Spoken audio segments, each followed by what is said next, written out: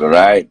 Thank you so much. Thank you so much. Karibu sana Daktari. We are happy to have you today, and thank you so much for finding again another time to join us in this conversation.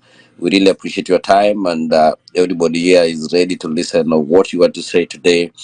And as we start our conversation again today, I want to pose a question. I want to pose a question to you as you start giving your views on the same. That I believe when I know yesterday when we announced this space, um, the president called conference to distract all this the conversation that we have with Kenyans. Uh, what is your view? What is your 1 cent view of his interview?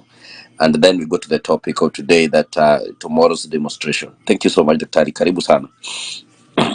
Oh, good evening, everyone, and good Good evening. afternoon for people who are in other time zones. Like yesterday, we have to express our condolences and empathy with those who have been abducted, those who have been tortured, some have been maimed, and of course, the heroes whom they have killed. We have to always remember them by name, and I believe that next time we'll have their names um, uh, basically read out so that we actually always honor them.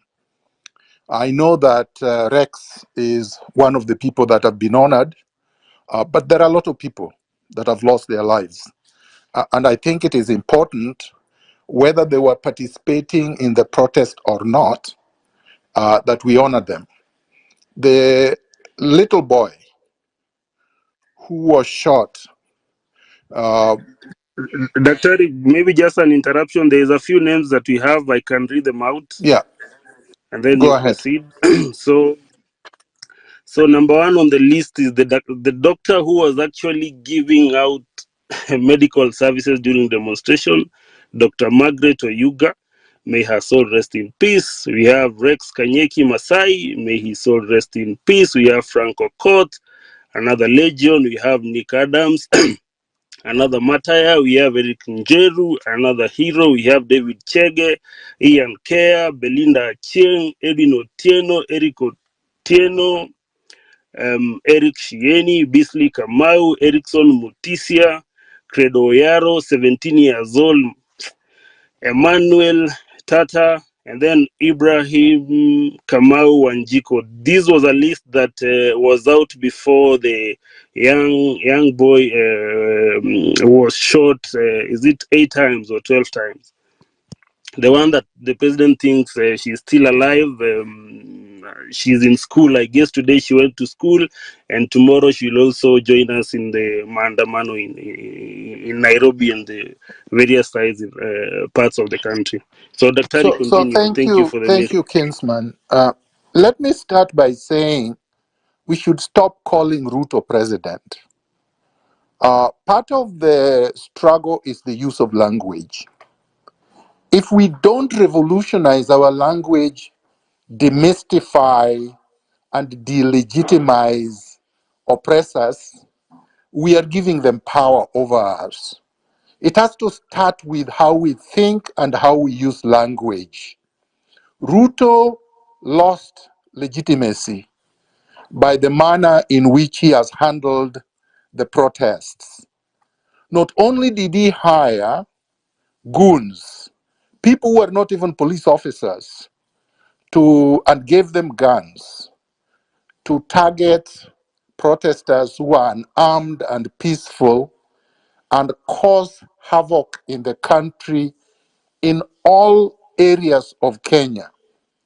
He then has gone on national TV many times and referred to them as criminals, the victims as criminals.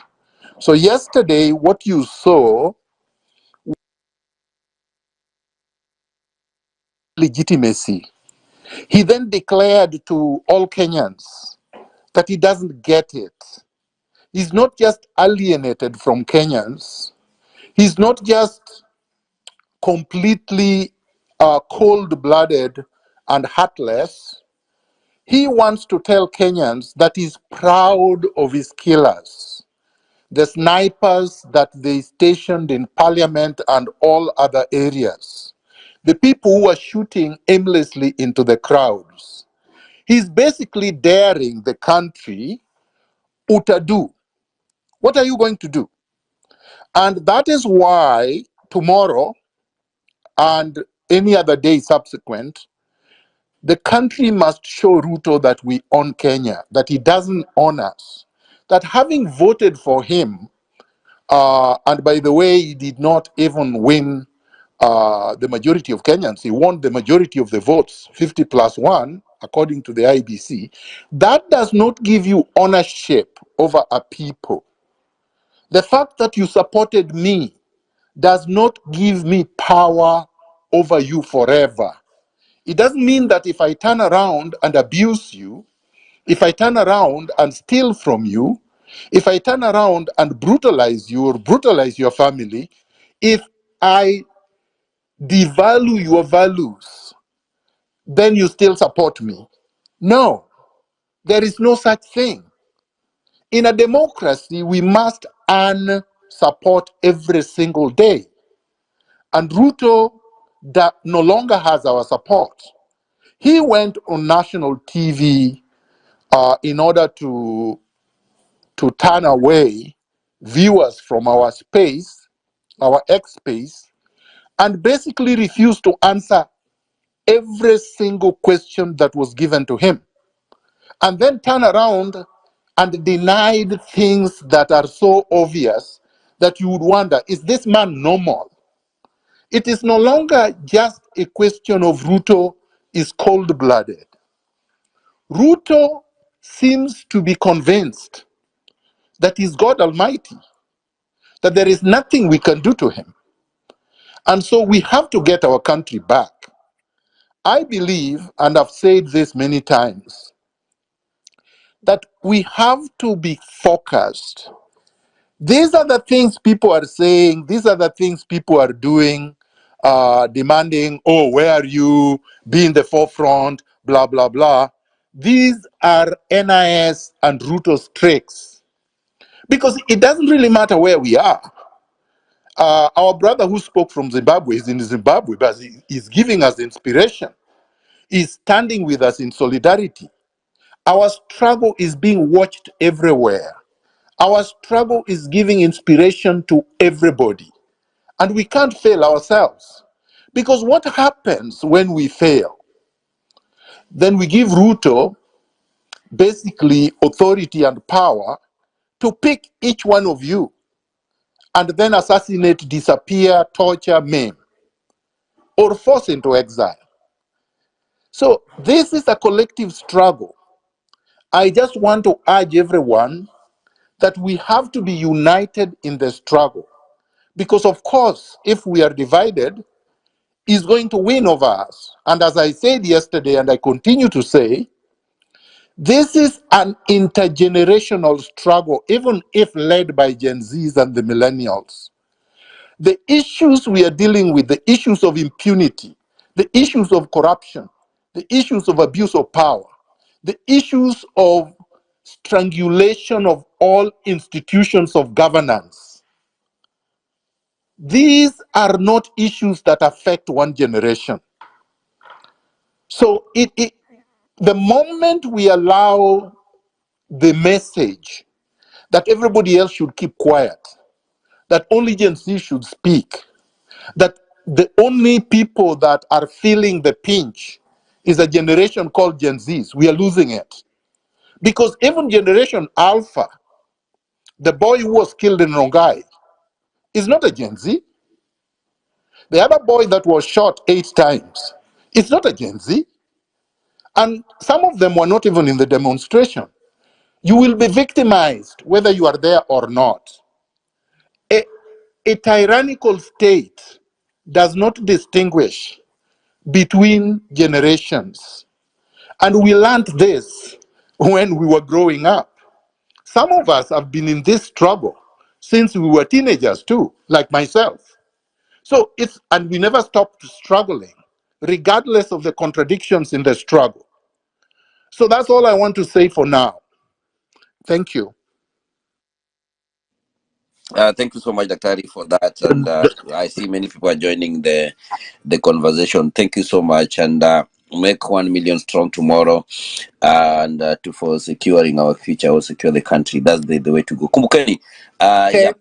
10 million, 10 million, my brother. 10 million, 10 10 million. million. Thank you so much. Thank you so much, Daktari. Kumbukeni, go ahead. Thank you. Thank you, Dr. Miguna, honoring all who have lost their lives.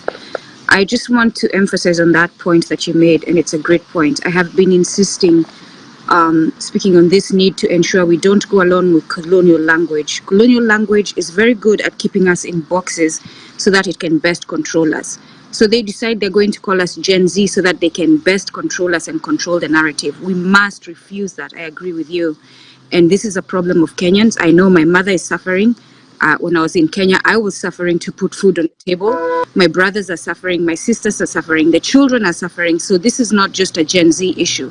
The Gen Z, and even when you look at the protests, it wasn't just Gen Z on the streets. So this is something, being someone who's been in the West and seen and worked actually in their governments and seen how they operate, this is something they're very good on and very big on. They make sure they control the narrative, and we must make sure that we don't allow them to do so. Asante. Thank you. And maybe Hillary Kidogo,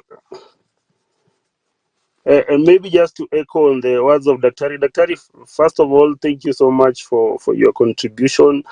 The beauty with you is that you are eloquent enough, even if you putting us into dangerous spaces, we think like we are going into safe places. So your eloquence is something that we are admiring, and it is giving us energy. Saizi, we need all the energy that we can get, because the person that we are dealing with, remember, he's most important. And I want to emphasize on this.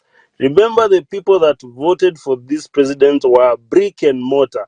Parliament mmechoma kwa ofisi ya Sakaja, dimple zake zitakaa wapi? CJ ana ofisi. Kumbukeni, this man was voted in by brick and mortar. So tomorrow he will be dealing with robots. So we need all the energy that we can get. Daktari, thank you. Kesho tunatokea. All of us will be there in numbers, 10 million strong. 10 million. Our strength is on the numbers. Our strength is on the disorganization. That is the biggest organization in Africa. Thank you for the brothers that are supporting us from diaspora, from other parts of the continent. Thank you so much. And everyone, please keep the hashtag going. Keep it alive. Like, if you can, let's follow each other pale pia kwa nini. And there's a post I've put for Latif. Please retweet, like it, so that even when such kind of people get an opportunity to speak to Kenyans, they feel that we are behind them. Ruto should be feeling alone. We need to seclude this person. We need to put him in a corner and put him there forever and ever as Iwai Toka. We are tired. We are tired, man. So next speaker, Thank you. please. Brief, go ahead. Brief, go ahead. Maj, I see you. Everybody. Yep. We have a lot of requests, guys. So yeah, go ahead, brief. Asante sana. Yes, yes, I want to reiterate that point about us creating and sticking to our own narratives, using our own language. We are Africans, we are Kenyans. Let's continue to perpetuate our narratives. Let's go back to our roots in search of everything, including the solutions. Daktari, I love the fact that you point out correctly, very accurately, that this is not a new fight. We have been fighting this fight because in reality, our economy, our systems of government have never worked for us. They've never worked for us Kenyans. We were bequeathed colonial systems that were meant to work for the colonizer. And the only thing that the colonizer did is turn it over to the African elites, Mzungus in black skin, to be the guardians of the spoils of colonialism. I'll just go real quick into Machiavelli's four-point blueprint of how you demoralize and conquer and colonize a people. It's a very thin book, by the way, The Prince by Machiavelli. It's a very thin book. Everybody in here should read it because it shows you who we are dealing with in the form of Ruto. So in the blueprint, it has 4 stages. The first one is you go in with your armies and administrators, and you demoralize the population by violence and aggression. The second stage is you create an elite class. You show them that if they are brutal, if they speak English like you or whatever language like you, and they behave like you, they too can get a taste of the privilege. The third one is 1960s, 1956 Ghana, 1963 Kenya, where you hand over political control to the elite class. And the fourth stage is the most lucrative because after they withdraw their security forces and their administrators, now all they do is collect on the spoils of colonialism using the elite class that they put in place. And that's what we have. We have an elite class that are the custodians, the guardians of colonialism. So Ruto just happens to be the very unfortunate one who is sitting being the custodian. He had a choice. He had a choice not to be the custodian, and we are giving him that choice today. As Kenyans, we are saying, are you going to serve us, or are you going to continue to serve the neoliberal colonialist policies that you have been bequeathed? And again, this is not new. It's been since independence, or so-called independence, quote unquote, because we've never been independent. We are still under colonialism. We are the fourth stage of colonialism. We are not even in neo-colonialism yet. Maybe if we beat this economic colonialism, maybe they will introduce a new colonialism that we can at that point call neo-colonialism. But at this point, we are still in colonialism. So, and Kenyans are very hungry because we've got a glimpse of what it might look like if we actually had a leader who had our interests. I think we all agree, or most of us Kenyans agree, that the Kibaki presidency showed us that we had the capacity to govern ourselves, to govern for Kenya, by Kenyans, with the interests of Kenyans. The fact that within one term, and you can correct me if I'm wrong, within the first term, Kenya was living within our means, living off the proceeds of our taxation, and we were getting services for the taxation. By the way, we must resist Western narratives that try to paint this as purely, quite simply, they reduce it to an anti-tax movement. We are not an anti-tax movement. What we are is an anti-imperialist, anti-neoliberal movement. We are protesting against regressive taxation. What we want is progressive taxation, where the people at the bottom of the economic ladder are not being overly burdened. They are not being overburdened with the burden of taxation. We ensure that the people at the bottom of the economic ladder are looked after, that corporations, especially foreign corporations, especially international organizations, now Ameja Kenya. Kenya is now the #1 destination of venture capital. And every single venture capitalist firm in Kenya is run by Wazungus, by foreigners, by Americans. They are coming, they are getting the funds. These funds look like they are coming to Kenyans. These same venture capitalists, they are coming, they are stealing the idea of Kenyans.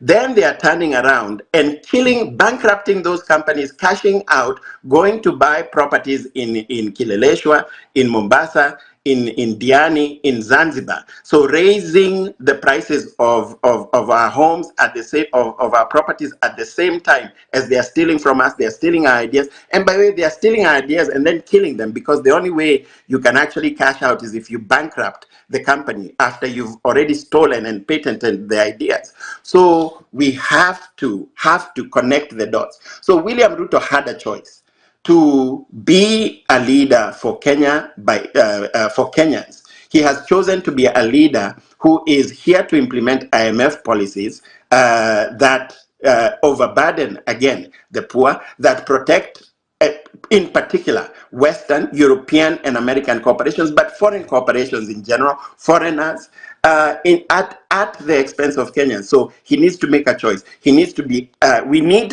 Kenyans are giving all of our leadership this choice. You need to be more afraid of us, and you need to show us that you're more afraid of us, because you need to recognize either ni sisi tumekuweka hapo, we've put you into power, ama ni brick and mortar ambayo imekuweka hapo. If you believe it's brick and mortar, fine, continue serving brick and mortar and serving the interests of the IMF and the World Bank and of BlackRock. This is why the guy who came in preaching bottom up, the very first executive order, he couldn't even wait for legislation. The very first executive order he signed was to privatize our most highly performing parastatals. Why? To hand them over to BlackRock. BlackRock is now very proudly coming to Kenya to invest, or so-called quote unquote invest, to steal. Let's be very accurate. So, when our parastatals are privatized, kila kitu imeenda. Starting with, by the way, when we are making sure that Ruto is gone, can we also make sure, even before Ruto, that Devin Day is gone?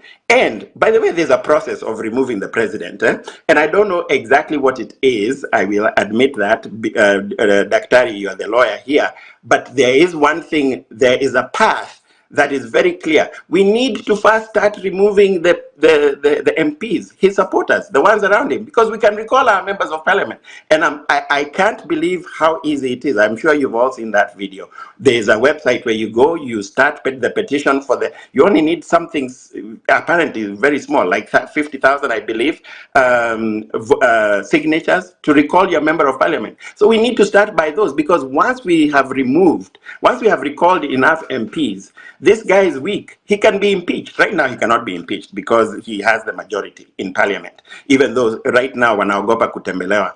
So let's start with that process, because that is within reach. Let me yield there and hear from other people. Asanteni sana. Good to see you, Maj. Good to see everybody else. Kumbukeni. Lovely to see you there. And Dr. Miguna, so glad to hear you, and so honored to be sharing this space with you. Thank you, Wanjiro, for inviting me. And I'm just so gratified that we are having this conversation. I think Daktari wants to answer you. Daktari, I see your mic is open. Please, if you go ahead. Yes, thank you very much. We were on this space for 3 hours yesterday, and I actually posted a summary of the main points that we discussed. And I believe the general consensus, if I'm wrong, somebody can correct me, is that we are way past what our friend, brother was saying. We are way past that. We are way past recalling the MPs. We are way past signing petitions. We are way past impeachment motions. We are on the streets. And a lot of our people have already been murdered by Ruto. So it's not a question of process. The process that we have now is a popular revolutionary process on the streets. On the streets everywhere in the Republic of Kenya. We are in all villages, we are in all towns, we are in all cities, and people are calling for Ruto to go. This is a constitutional process. As I explained yesterday, under Clause 1 of the Constitution of Kenya 2010, the sovereignty of the people, the power to constitute ourselves into a state, into a government, vests or belongs to the people. That's Clause 1 of the Constitution. That's where it is.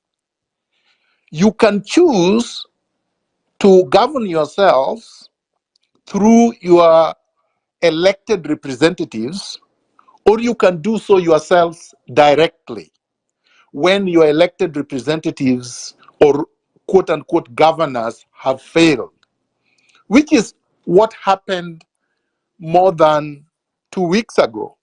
Ruto failed.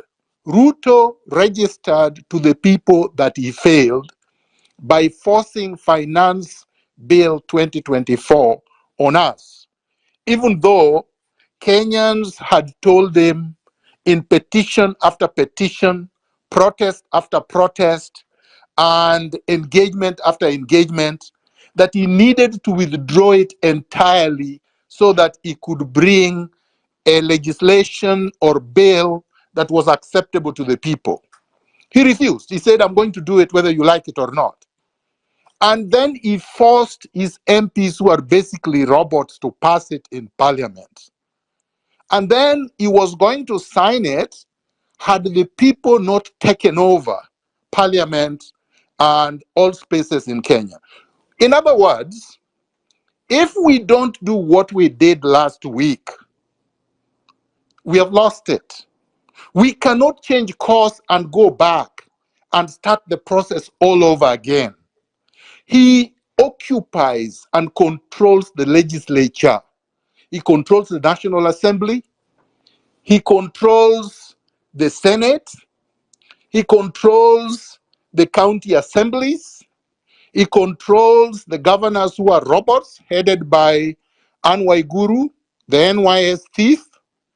He controls the media largely, except for the brave journalists that you saw yesterday, but the institutions of the media he controls. He controls the judiciary. So which means that he has blocked all democratic routes for people to be able to bring him to account. We can't take it to, you can't take him to court and win. You can't take him to the National Assembly through any impeachment legislation and win. So where is the space that you can engage William Ruto and be able to tell him that we are your bosses, you must do what we say? It's only in the public square. It's only on the streets. It's only in the cities. It's only in the towns. It's only in the villages. And that's where we must occupy tomorrow, with 10 million, or from a million going up, so that he understands that these people don't want me.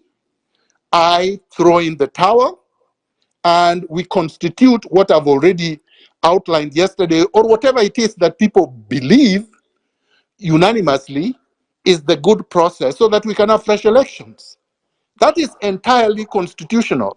And it has happened like that throughout history in many, many countries, which I don't have to list today.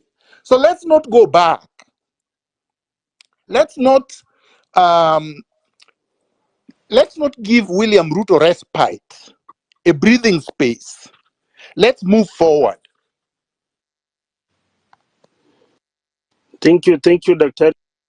for that. Before the next speaker comes in, I want to read for you a poem from Martin Luther King, Nathan Nimola, born in 1892 up to 1892, and then he died in 1984. He said, first they came for the communist, and I did not speak out because I was not a communist. Then they came for the socialist, and I did not speak out because I was not a socialist. Then they came for the trade unionist, and I did not speak out because I was not a trade unionist. Then they came for the Jews, and I did not speak out because I was not a Jew. Then they came for me, and there was no one left to speak for me. So next speaker, please. Hello, guys. Can be allowed to speak something. First, I have to say condolences to all. Wait. Okay. Binadam, we don't work here that way. You carry up your hand, because all these people will start to open the mic. Then how it will be. So it is important when we see your hands up. That is very key. Maj, but Binadam, go ahead before Maj, and then Tomboy. Okay, thank you. Yeah. No, Binadam, wait. Tomboya was ahead of you. Please, just be patient. Raise your hand, and then you'll be given the mic. Let's be orderly, please. Table manners. So Tomboya, yes. Hello, Kenyans. Good evening, and thank you for giving me this opportunity. I really wanted to reiterate on the point that the five-star general, Dr. Miguna has explained, but now I'll be very brief. We should be very specific, as he has always said. Let us know what we want and go for it. We are actually past anything constitutional and legal process. Let us know that anything that requires to go back to consider a procedure of constitutionalism is not for us right now. Let us be on the street and let us go by Ruto must go now. Ruto must go, Ruto must go, Ruto must go. After having that as a word, then let us go by action. Let us occupy the streets. By this time, we should not necessarily be reminding us many things, the negatives and any other thing. We should now be talking about which strategies are we employing on the streets. If we say we remove the picture of Ruto on our businesses, let that be the strategy. If we say we occupy the specific office, let that be the strategy. Let us go by action, because this action is what will make him come out.